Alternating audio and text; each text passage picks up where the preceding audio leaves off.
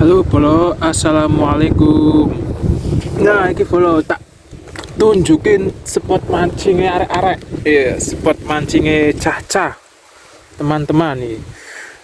Biasanya itu kalau kalau apa ya? Kalau hari libur, iya ya. Itu biasanya pada mancing di sini. Nah, nah ini jembatan, itu jembatan mati ya. Jembatan nggak dipakai. Nah, itu tengahnya kan dipalang itu. Nah, biasanya mancingnya itu di sini. Ya, untuk jenis ikannya itu sebenarnya macam-macam ya. Kadang ada yang dapat ikan yang kayak gini nih. Nah, ini nggak tahu ya, ini namanya ikan apa. Cuman kadang ada yang dapat kayak gitu, terus ada yang dapat kayak jenis ikan apa ya, ikan mas. Ya, ikan mas bentuknya ikan mas tapi warnanya itu putih atau enggak agak hitam tapi besar sekitar segini. Soalnya waktu saya lewat saya lihat teman itu lagi strike gitu. Tahu strike yang ini yang mancing terus ditarik, itu strike. Rame. Jadi nah ini sebenarnya itu sungainya itu nggak dalam ya, dangkal tuh, ini kan kelihatan tuh nggak dalam, itu dangkal. Biasanya di sono no, atau nggak di bawah jembatan situ tuh. Untuk umpannya itu biasanya pakai cacing ya. Cacingnya nyari di sekitar situ, pinggir-pinggir itu. Cuman sekarang akhir-akhir ini tuh Jepang itu kalau mancing itu apa ya, harus dapat perhatian khusus dari pemerintah gitu. Bukannya perhatian khusus, kayak memberikan kebijakan baru masalah pemancingan. Karena kemarin-kemarin itu banyak sekali kasus tenggelam di sungai sampai jadi almarhum, sehingga pemerintah Jepang itu membuat kebijakan kalau misalkan mancing itu nggak boleh sembarang tempat dan sebisa mungkin harus ada izinnya itu Bolo. Makanya air-air ini tuh nggak setiap sungai itu boleh dipancingin. Kadang ada peringatan gitu, ditempelin papan peringatan bahwa di sini tuh nggak boleh mancing ya, dengan alasan sungainya dalam atau mungkin arusnya gitu. Jadi gitu. Makanya kalau mancing, lihat, pernah kejadian mancing itu terus ada polisi lewat patroli, didatengin kok. Yang mancing itu didatengin polisi, tapi nggak tahu dia ngomong apa, cuman didatengin. Habis itu pergi polisinya, mungkin dikasih nasihat atau kasih peringatan ya, untuk selanjutnya mungkin nggak boleh mancing di sini, atau mungkin mancing boleh tapi harus memakai safety. Nah ini Bolo, aku habis makan, ini habis belanja, terus ngetem di sini nih. Nah ini habis makan, ya ini loh sampai. Nah ini sampahnya itu nggak boleh dibuang sembarangan di sini, toh. Makanya tak masukin nih dalam plastik. Lah iki nanti yo dipisahkan, sing plastik yo plastik, sing apa iki, sing ikan sumpit toh. Sumpit itu kayu itu berarti kan bukan plastik, ikutnya organik. Nah jadi dipisah. Itu Jepang itu kayak gitu Bolo. Masalah sampah itu juga harus diperhatikan, itu nggak boleh buang sembarangan. No. Terus sama nggak harus dipisah. Nah kayak gini, ini botol, yo nanti tutupnya itu dipisah, tutupnya dibuang di plastik, sama ini labelnya dikupas.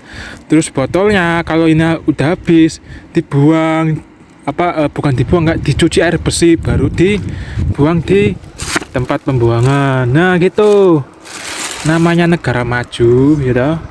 Jadi ya mau nggak mau harus mengikuti kebijakan. Nah kelihatan ya. Nah ini sekarang itu ini hari Sabtu jam berapa, jam 12, karena ini musim agak dingin ya, bukan agak dingin ya, mendekati musim dingin bulan 11 ini. Jadi cuacanya gini, walaupun sudah jam berapa, jam 12, tapi nggak panas, cuacanya itu masih kayak pagi. Tuh lihat tuh pemandangannya, masya Allah. Jadi ini tuh sebenarnya ikutnya desa ya, desa perbukitan tuh, lihat kan di belakang saya tuh. Nah, bukit semua tuh bukit kan. Nah, jadi kalau mau ke Jepang ya itu jangan berekspektasi di mungkin ditempatkan di kota-kota besar, itu jangan berekspektasi kayak gitu, takutnya nggak sesuai. Kayak saya kan, ini kan di desa tuh, di perbukitan. Dan kalian lihat nggak, ini tuh sawah semua loh, benar, yo, sawah semua itu kan, bukit-bukit semua. Nah, jadi nggak mesti ditempatkan di kota. Kadang kan mungkin kan kalian kan lihat toh, mungkin di TikTok, di IG tentang Jepang itu biasanya kan di pusat kota kayak di Tokyo itu, terus persimpangan Tokyo itu ya yang rame padat itu, terus kayak jalan-jalan di wahana-wahana gitu. Nah, tapi kalau di sini tuh nggak ada, maksudnya bukan nggak ada cuman jauh, harus naik kereta, memerlukan waktu berjam-jam. Tapi kalau menurut saya pribadi itu sebenarnya lebih enak di sini, teman-teman ya. Kenapa? Karena ini kan ikutnya kan masih desa ya, jadi kan untuk lingkungan itu masih asri, banyak pepohonan tuh kan, hijau-hijau. Oh, sampai dingin ini di sini, agak dingin nih. Jadi kalau misalkan di sini itu enak gitu, suasananya masih kampung. Jadi kalau misalkan ingat suasana kampung, kangen ya, tinggal keluar aja, keluar rumah, ya kan. Terus sebenarnya ada plus minusnya di desa ini. Untuk minusnya itu ya paling kalau mau kemana-mana itu jauh, terutama kalau belanja ya. Terus, nah itu belanja ya kan, itu jarak dari rumah, dari asrama ke sini itu sekitar 7-8 kilo gitu. Nah belanjanya itu di sono no, di ujung sono, terus pulangnya ke ujung sono, jaraknya itu sekitar 7-8 kilo sepeda. Tapi kalau misalkan pemandangannya itu bagus kayak gini ya kan, pedesaan ini sih oke sih, nggak masalah ya kan, aku berani. Soalnya gini, sekalian refreshing gitu. Kadang kan kalau di kerja terus di pabrik, pulang ke kontrakan itu kan kadang kan ada bawa pikiran stres mungkin ya, karena tekanan kerjaan, tekanan dari orang Jepangnya. Nah biasanya itu keluar refreshing, lihat yang hijau-hijau gitu. Terus bedanya juga di sini, kalau misalkan di kota ya, di kota itu kan biasanya kan mungkin berisik ya kan, nggak bisa tenang. Tapi kalau di sini tuh tenang, sunyi, pikirannya jadi adem. Terus enaknya juga kalau lewat di pinggir sawah itu kayak ada bau-bau ini nggak sih, aroma yang pohon padi itu yang udah kering, damen. Nah aroma damen tuh tahu kan. Nah itu baunya itu kayak gitu. Sebenarnya menurut saya itu kayak aroma terapi lah. Nah coba bayangkan kalau misalkan kalian kerja di kota ya, kota nih yang padat penduduk, nggak ada lahan kosong, terus tiba-tiba kalian nyium bau padi yang udah kering, sama mungkin bau asap dari pembakaran padi, sampah padi itu kan pasti keinget, aduh kayak di rumah ini, ingat suasana kampung gitu kan. Nah kalau di sini tuh enaknya itu Jadi walaupun ibaratnya jauh dari rumah, menurutnya rumah asal ya, jauh dari negara Indonesia intinya, itu tetap suasana itu seperti suasana kampung di rumah sendiri. Tuh. Monggo yang mau ke Jepang rek, ndang ke Jepang. Di Indonesia ini susah nyari kerja kok. Ya iki bos. Nah kalau di Jepang itu ya, kalau gini kan tadi karena aku habis makan nih. Nah makan itu di jembatan kayak gini nih, ya kan? Nah itu biasanya kalau Jepang kalau saya makan itu biasanya ngemper di sini di jembatan atau di tempat lain lah yang ibaratnya sepi. Jadi nggak takut ya, cuek aja, nggak khawatir dibilang wah gelandangan itu enggak. Soalnya wong Jepang sendiri kok cuek kok. Jadi wong Jepang itu cuek kalau misalkan kita mau ngapa-ngapain.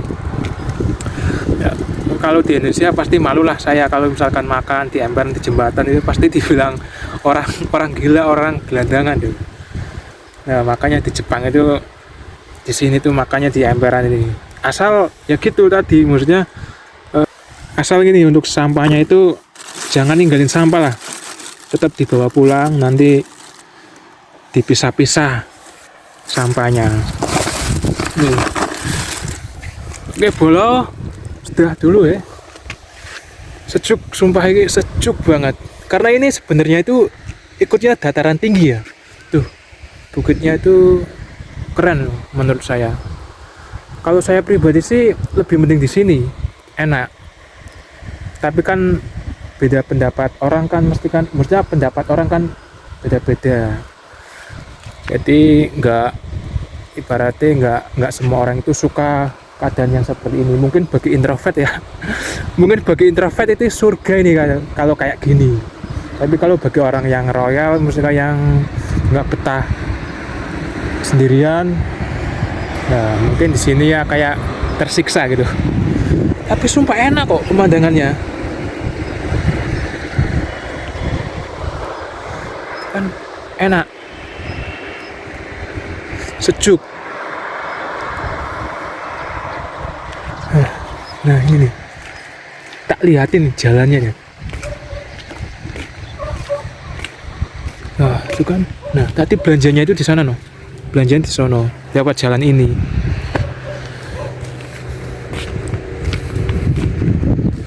Terus moge. Kalau di Jepang itu rata-rata pakainya mobil ya. Kalau motor ya paling itu motor gede kayak Harley gitu. Kalau mobil itu ya hal wajib atau hal umum ya. Kadang satu rumah itu punya 2-3 mobil. Malah motornya itu nggak ada gitu. Di sini kalau misalnya punya motor itu sekaligus motor yang gede gitu, cc-nya gede kayak motor Harley gitu. Dan itu biasanya buat hobi. Bukan buat kebutuhan perjalanan. Kalau misalnya kebutuhan tuh biasanya pakai mobil-mobil orang Jepang. Ya maklum lah negara maju ya. Negara maju bukan pusatnya otomotif mungkin lah ya. Dan hampir semua brand itu kan yang di Indonesia kan dari Jepang semua. Suzuki, Isuzu, Toyota, Daihatsu. Nah itu kan ada juga tuh Mitsubishi dengan lambang Mitsubishi. Oke guys, oke bolo, oke teman-teman. Cukup sekian ya vlog kali ini gitu. Ini belajar nge-vlog iki. Arep pulang, arep mulai. Yes, iki dibawa pulang. Ya, belanja jaraknya itu lumayan jauh. Jepang itu ini ya, sepedanya itu unik kita. Dia lebih mengutamakan fungsi. Ada keranjang depan belakang. Dan kalian tahu kenapa dikasih keranjang? Karena di Jepang itu dilarang kalau kalau naik sepeda itu berboncengan, dilarang keras tuh. Kalau ada polisi pasti ditilang. Safety, keamanan. Makanya rata-rata itu dikasih keranjang. Ya sebagai fungsionalnya sih sangat berfungsi ya buat naruh-naruh belanja kayak gini. Oke bro, sip, terima kasih.